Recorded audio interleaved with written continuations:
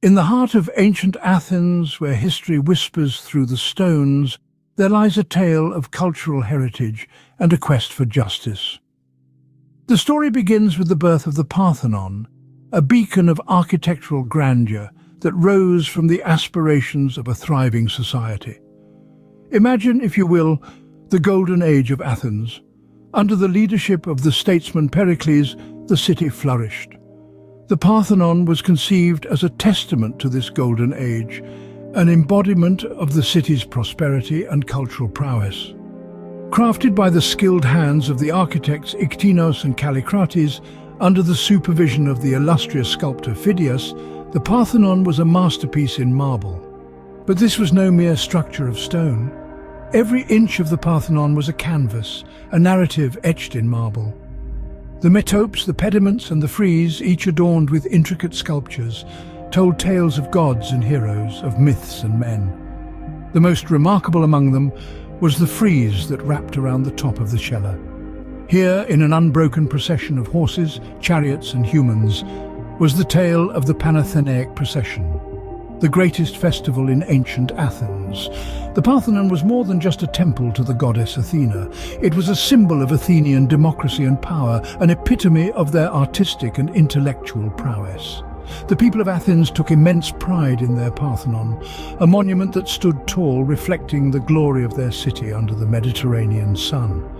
As the sun set each day, the Parthenon, bathed in the golden light, would stand as a silent guardian of the city, a beacon of hope and civilization in a world that was constantly in flux. This was a monument that was not just seen but felt, its presence resonating in the hearts of the Athenians. A masterpiece of ancient wisdom and artistic brilliance, the Parthenon stood as a testament to a thriving society.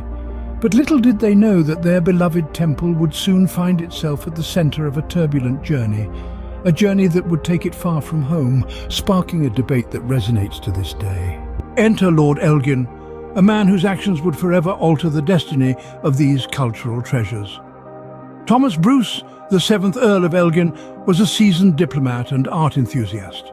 In the early 19th century, he found himself appointed as the British ambassador to the Ottoman Empire, a position that would lead him to the heart of ancient Greece. Elgin's fascination with the ancient world was not uncommon for a man of his stature. However, his actions would go beyond mere admiration. Aided by his privileged position, he set out on an expedition to Athens, a city under Ottoman rule, with a mission to document and preserve the art and architecture of the ancient Greeks. Yet, Elgin's intentions were not without controversy. His passion for Greek antiquities, some argue, was entwined with a sense of entitlement and ownership. The line between preservation and plunder blurred as he procured a dubious decree from the Ottoman authorities, granting him permission to remove pieces from the Parthenon. His actions were met with mixed reactions. Some saw him as a savior, rescuing these ancient artifacts from potential destruction. Others as a plunderer, stripping Greece of its cultural heritage. The controversy surrounding Elgin's acquisition of the Parthenon marbles continues to be a matter of heated debate. Elgin's journey would lead to a contentious chapter in history, forever intertwining his legacy with that of the Parthenon marbles.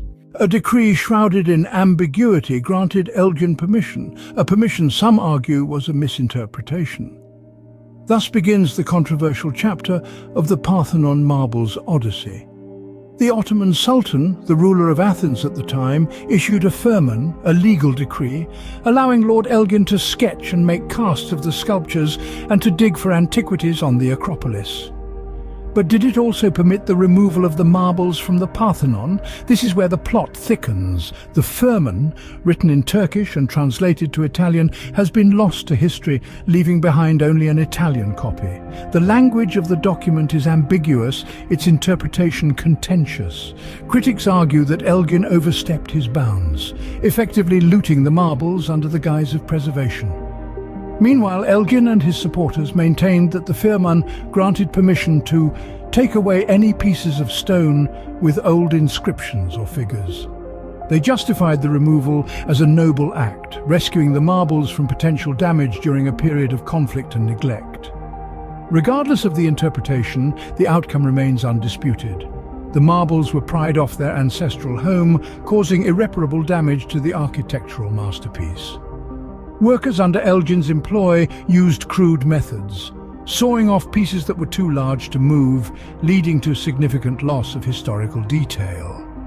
The citizens of Athens could only watch as the cultural treasures that had withstood the ravages of time were taken away piece by piece. The event marked a tragic chapter in the history of the Parthenon, a symbol of Greek civilization, and sparked a debate that still reverberates today.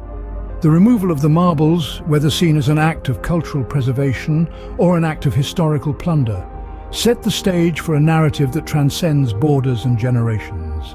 It is a story of cultural heritage, national identity, and the struggle for justice. As the Parthenon wept, the marbles were removed, setting the stage for a dispute that spans centuries. This dispute, known as the Elgin marbles controversy, is more than just a clash over antiquities. It's a testament to the enduring power of cultural heritage and a call for its rightful preservation. The marbles embarked on an odyssey, leaving their homeland to become relics of fascination in a distant land. Stripped from their original context, they journeyed across the Mediterranean, a voyage fraught with peril and uncertainty. Upon their arrival in England, these ancient artifacts were met with a mixture of wonder and intrigue.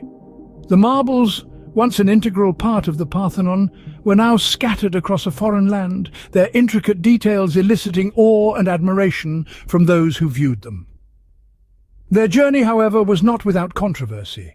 Many questioned the legitimacy of Lord Elgin's actions, casting a shadow of doubt over their arrival. These relics of a bygone era, now housed in the British Museum, continued to command attention. Scholars, artists and curious spectators alike flocked to witness the marbles' intricate details, their stories etched in stone. Yet beneath the surface fascination, a debate was simmering.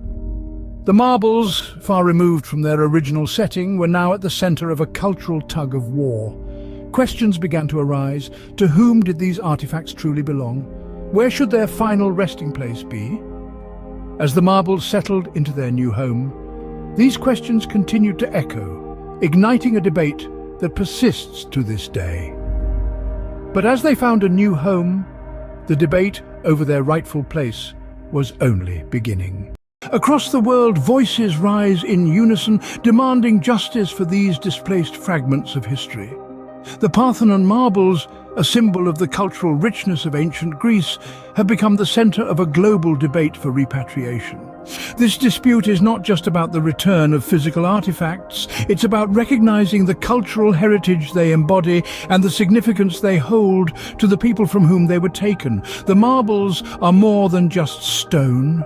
They're a tangible link to a past that shaped the world as we know it today. From the streets of Athens to the corridors of international law, the call for the return of the Parthenon marbles reverberates.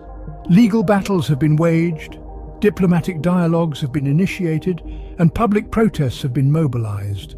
Yet the marbles remain in the British Museum, far from their home on the Acropolis. The Greek government, backed by a chorus of international supporters, continues to fight for the return of these treasured pieces of their heritage. The marbles, they argue, belong in Greece, under the Athenian sky where they were first carved. The battle for repatriation is ongoing and the stakes are high. It's a fight for the right to reclaim a piece of history, to restore a cultural identity, and to rectify a historical wrong.